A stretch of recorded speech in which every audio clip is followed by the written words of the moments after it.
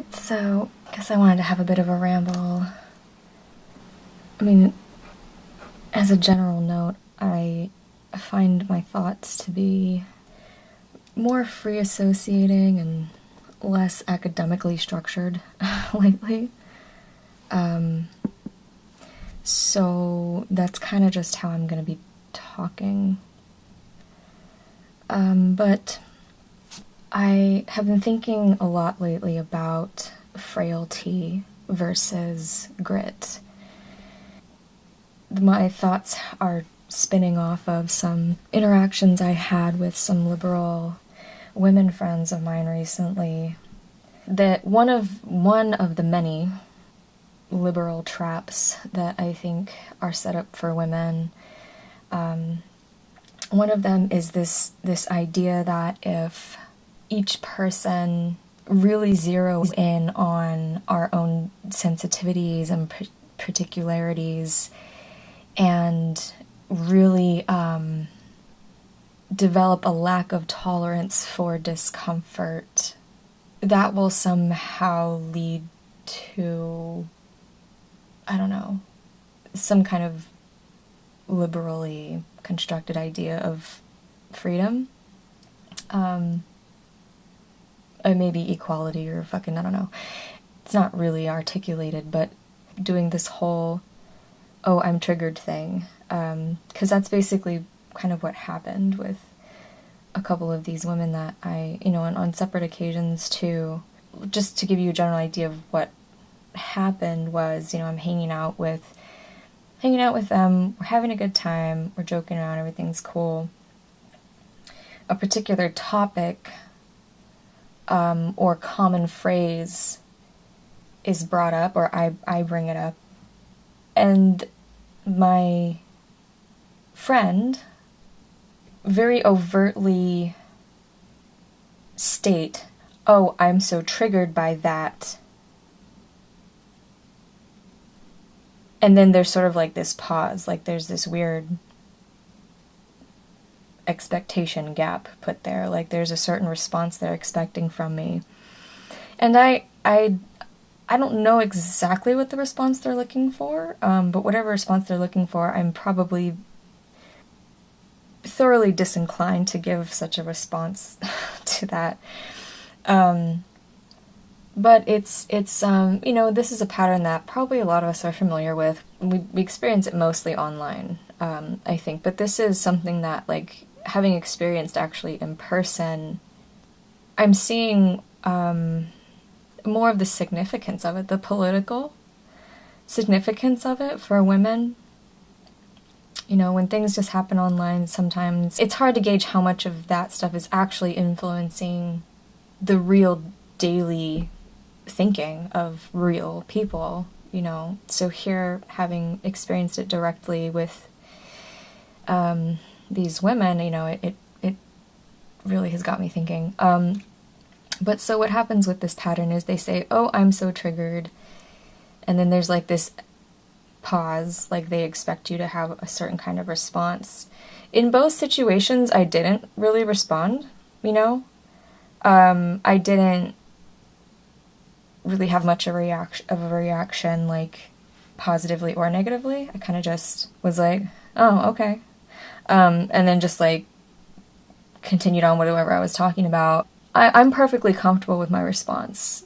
And I definitely feel on a gut level that that's probably the most appropriate response. And even intellectually, what I understand about behavior and communication, it makes sense to have that response as well. It actually ties back to kind of what I've written about on my blog about not engaging in these sadomasochistic dynamics, right?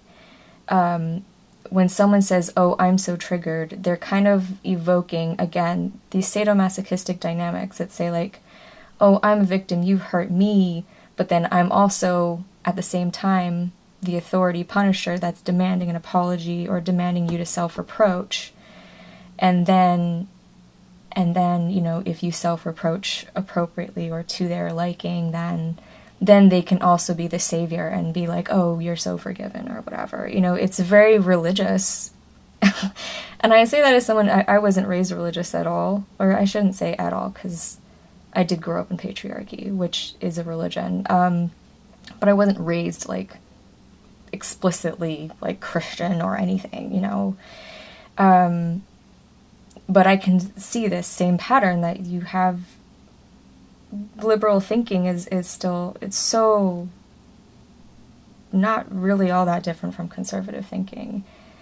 The patterns, the values, the archetypes are all still there. They've just been painted up a little differently. You know, these are women that I feel connected with, and I understand that they're, you know, they don't understand certain things, or they have a different perspective than I do. And I'm not gonna make war over it. You know, like, for example, if they said, oh, I'm so triggered, and then I tried to, like, react to that in a way that just said, like, I don't care, or you're too sensitive, or get over it, or whatever, you know, if I became sort of reactionary or dismissive, because even dismissiveness is a bit reactionary in some ways, like, I think, again, that is playing a reactive part in that sadomasochistic dynamic. So really just the neutral kind of response. I mean, you know, having worked with, you know, I worked in behavior modification professionally, sort of a therapy one-on-one setting. And, you know, you get your clients who learn to get their needs met by evoking very dramatic or like evoking emergency type situations. I guess what I ultimately want to get back to, though, is that what I think that ultimately is coming from is this idea that somehow if we, you know, cater to our own personal sensitivities enough and just keep going as far with that as we can, that somehow we will come out on the other side more free or something. And I think that that's not true. I think there is some truth to that to a degree, that, like, in a world that teaches us to be disconnected from ourselves, in a world that teaches us to dismiss our own feelings, to dissociate, to go numb, you know, to turn masochistic and turn our own pain into pleasure and our own pleasure into pain, you know, to contort ourselves in such ways that to be able to be present with a genuine feeling of something that you don't like it, you know, there is something important and incredibly valuable in that, of course. That is an important skill that we as women have to have. You know, have to take back our own senses about the world we live in and how it affects us. You know, of course, we've been gaslighted so thoroughly, you know, like, it's a triumph in and of itself just to be able to be present with ourselves in our truth and reality. So of course I'm obviously all for that. But then I do think it's a mistake to go from that and then to conclude, therefore, everything that I find upsetting, I should demand that others stop doing it or saying it or whatever. I don't think that is healthy boundaries, and I don't think that that's healthy for yourself individually either. Because again, it's catering to frailty. And if we cater to our own frailty as individuals or as a community of women, if we're catering to each other's frailties or, you know, whatever, it's ultimately all that's going to do is back us up into, like, a corner where we are honing our sensitivities to such degrees that we won't be able to move forward. We won't be able to do anything. We will end up in a place of paralysis. We will end up in a place of not being able to move and to act. So I feel like catering to frailty itself is an overreaction to the numbness that is demanded of us, by patriarchy. But like many things I talk about, the answers lie in the gray area, between those two extremes that say, oh, I should be numb and dumb and not care about how I feel, and I should just love to hate myself, all the way, the other extreme is, again, catering to the frailty. And so, our answer, what we should be looking for, is really somewhere in between those things. Which brings me to grit. I have a new level of appreciation for grit in myself, having developed some in certain ways. And it's not about becoming callous, because I don't feel like the grit I've developed has made me numb or dumb. I feel like it's made me steadfast. It's made me stronger. It's made me able to look the problems in the eye, to look into that proverbial abyss, and be able to look a little longer than I was before. I'm still not invincible, obviously, and no doubt there's more grit I will need to develop along the way, along this path. But what I do feel is visceral, the difference that I feel now, that there's certain notions or topics or interactions that I can grapple with now before, and I don't even know if grapple is the right word, because it's more like just being present with the truth, the very painful, sickening truth, and still being allowed to feel the pain, feel the fear, feel the rage, but to be so present with who you are that despite feeling pain, fear, and rage, you can still see your path. And anything I speak about on an individual level, I do feel extends to any potential female community that could be formed out of these new ideas or these new dynamics, because the inside and the outside reflect each other. Our community dynamics that we grow up in, we internalize those patterns. And whatever we change inside of us, whatever patterns we change inside of us individually, ultimately have potential to come out and affect and create different dynamics in the community. And I think grit is important. Grit doesn't mean dismissing other people's feelings. It doesn't mean dismissing your own feelings. It just means being absolutely 100% present with the visceral experience that we have in the knowledge and the truth that we have about the horrors of patriarchy, the daily horrors that have been happening for millennia now, and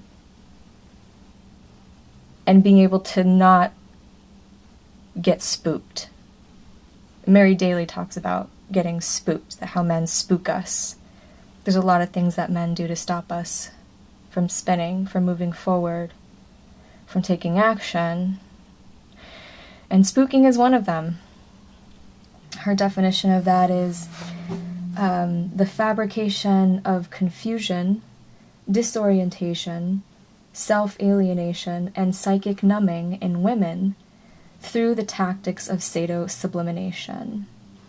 My friend state, oh, I'm so triggered, and I just didn't react, I didn't apologize, because I didn't do anything wrong. Bringing up a normal topic or saying a normal turn of phrase, just because something has upset you doesn't automatically make it other people's responsibility to navigate around your emotional distress. I think understanding that in and of itself is sort of the beginnings of learning grit. And ultimately, as a group, as a community, women, if we are making it our goal to walk as gingerly as possible around each other, I don't think that's going to result in our liberation or our empowerment. But I also don't think being numb and dumb and expecting women to shut down and be alienated from themselves is an answer either. So again, it's in the gray area. Frailty versus grit.